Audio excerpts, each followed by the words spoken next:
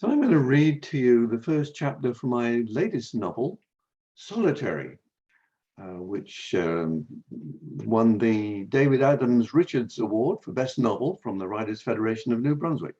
It's about a Canadian writer who's imprisoned in Iran on charges of spying, and his cellmate in the next cell, Hamid, who bores a hole through their wall so that the two of them can communicate. They can't see each other, but they can speak to and hear each other, and they share their stories.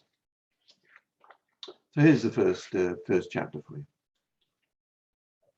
Floating on my back, the sky blue as a robin's egg and as fragile.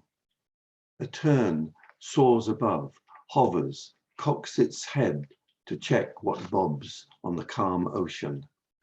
I turn my body and swim lazily, looking across at the edge of the sand. There she is, sauntering along the beach, her legs bare, a chiffon scarf blowing around her shoulders, a straw hat hiding her face, collecting shells or tiny fragments washed onto the shore by the rippling waves. She is my wife. And when I open my eyes, I know that in this dank, stinking cell shrouded in gloom, this image is the only thing that helps me survive. I limit myself to 10 minutes a day, more, and I get maudlin. It must be the highlight of my day, not a replacement for the yawning gap of time that passes without signs of movement or change. Measuring time has become a guessing game. The 10 minutes of my visual meditation is measured in Julia time, a strict limit. I am disciplined, though not as limited, in my Duncan time.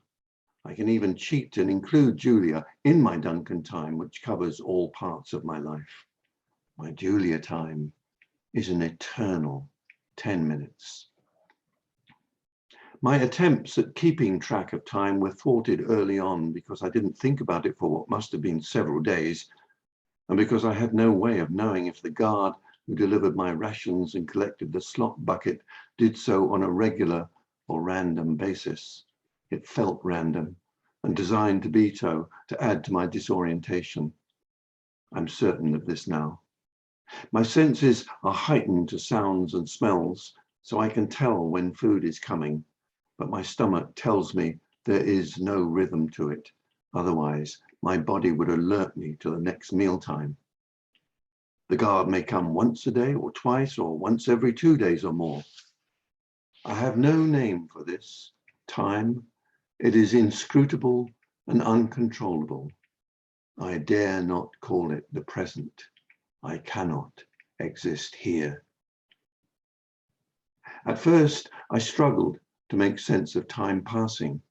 I kept it up with increasing terror and decreasing certainty until Julia came to my rescue, when I discovered time could exist for me only in the past or the future.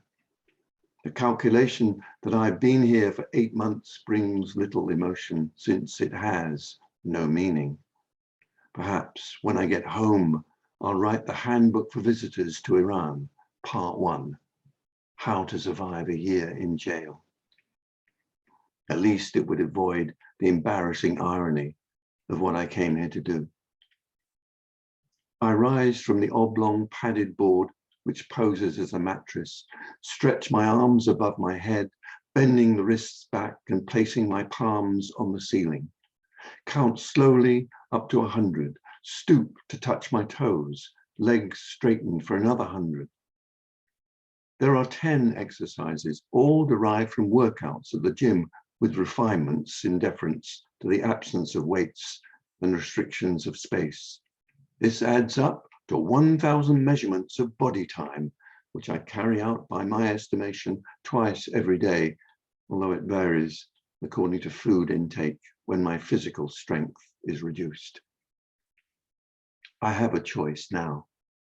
Duncan time has 2 options: reflection, which is the past, or vision, which is the future. I made a breakthrough recently when I managed to sustain a positive, clearer future vision instead of the fragmentary glimpses of possibilities that faded as I kept getting drawn back into the unnameable present. I sit cross-legged in the corner of my cell, facing the square of light emitted through the door. This reduces the chance of the guard banging on the door to check if I'm alive. I inhale deeply through my nose, count to 10 while I exhale through my mouth. I will engage in reflection. Where to go? I press the replay button on my internal remote, allowing memories to run through. The challenge is to arrive at somewhere I haven't visited. I flip through images of Julia and the boys. The beach comes up a lot. Move it back faster. It doesn't have to be a happy occasion. Not Marcus, though. I've been there, and I know there is more. Not yet.